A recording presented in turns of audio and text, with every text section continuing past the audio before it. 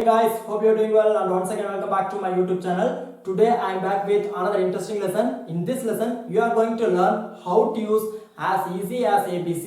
As easy as ABC in English sentences through Tamil. So, are you ready to learn?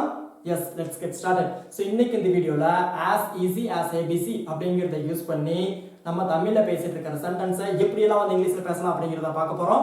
So, this will be very interesting and useful. So, please do watch it till the end and definitely you are going to learn something new. So, as easy as ABC அப்படினா என்ன நமக்கு கிளியரா தெரிஞ்சிரும். As easy as ABC அதாவது அப்படினா ஏதாவது ஒன்று வந்து நமக்கு ரொம்ப ஈஸியா இருக்குது, அது வந்து நம்ம ரொம்ப அசால்ட்டா பண்றோம் அப்படினா அந்த மாதிரி இடத்துல as easy as ABC அப்படிங்கறத யூஸ் பண்ணி சென்டென்சஸ் மேக் பண்ணிக்கலாம். இப்போ ஸ்ட்ரக்சர் தென் எக்ஸாம்பிள்ஸ் சொல்ல பார்க்கும்போது இன்னும் உங்களுக்கு கிளியரா அண்டர்ஸ்டாண்ட் ஆகும். Okay, so in this video you are going to learn how to use as easy as ABC. As easy as ABC.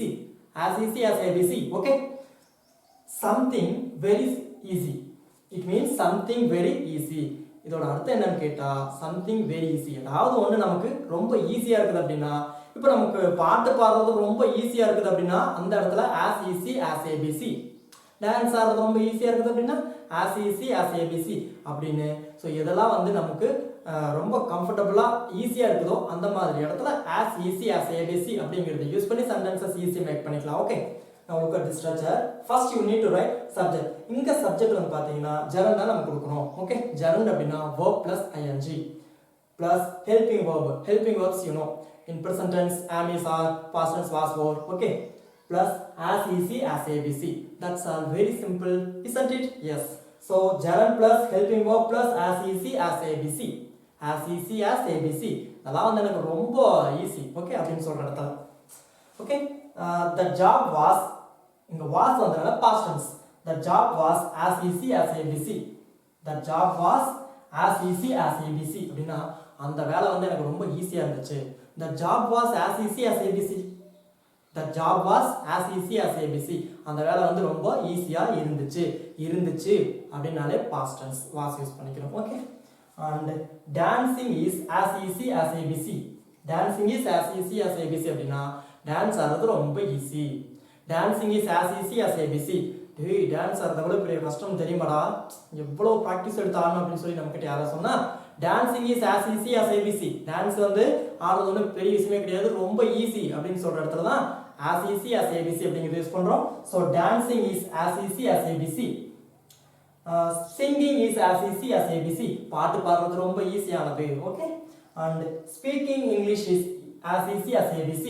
Yes, English பேசுறதும் ரொம்ப ஈஸியானது. Speaking English is as easy as ABC. So இது வந்து ரொம்ப ஈஸியானது தான். நம்ம வந்து ரொம்ப ஷை டைப், எங்க வந்து நம்மளோட ஃப்ரெண்ட்ஸ் வந்து நம்மளோட மிஸ்டேக்ஸ் கண்டுபிடிச்சு நம்மளை கிண்டல் பண்ணிடுவாங்கன்னு சொல்லி நினைக்கிறதுனால மட்டுமே வந்து நம்மளால வந்து இங்கிலீஷ் வந்து ப்ராப்பரா வந்து ஃப்ரெண்ட்ஸ் கிட்ட பேச முடியலையே தவிர பட் இங்கிலீஷ் வந்து ரொம்ப ஈஸி. ஓகே, அதுவும் பேசுற இங்கிலீஷ் வந்து ரொம்பவே easy. Speaking English is as easy as ABC. Speaking English is as easy as ABC. Okay friends, and the last one, earning money is not as easy as ABC. பணம் சம்பாதிக்கிறது ஒன்றும் பெரிய ஈஸியானது கிடையாது, ரொம்ப கஷ்டம்டா அப்படின்னு சொல்றாங்க இல்லையா. பணம் சம்பாதிக்கிறது ஒன்றும் ஈஸியான டாஸ்க் கிடையாது. ஸோ ஈஸியானது கிடையாது, அது நெகட்டிவ். ஸோ நாட் யூஸ் பண்ணிக்கணும். Okay, earning money is not as easy as ABC. So இதெல்லாம் வந்து ரொம்ப கஷ்டமோ ஈஸி இல்லாமல் இருக்குதோ அந்த இடத்துல நாட்டுங்கிறத யூஸ் பண்ணி not as easy as ABC அப்படிங்கிறத யூஸ் பண்ணி சென்டென்சஸ் வந்து நீங்கள் ஈஸியாக மேக் பண்ணிக்கலாம். ஸோ இதில் வந்து நீங்கள் verb plus ing எவ்வளோ சேஞ்ச் பண்ண முடியுமோ அவ்வளோ சேஞ்ச் பண்ணி நீங்கள் வந்து ப்ராக்டிஸ் பண்ணால் மட்டுமே வந்து உங்களோட கம்யூனிகேஷன் ஸ்கில் டெவலப் பண்ண முடியும். ஸோ இப்போ இருக்கிற காலத்தில் வெளியே போகிறது ஈஸியே கிடையாது அப்படிங்கிறத எப்படி வந்து இங்கிலீஷில் டிரான்ஸ்லேட் பண்ணலாம் அப்படிங்கிறத do translate this and drop it into our comment box. I'll see you soon again some other interesting lesson. Until then, bye bye, take care.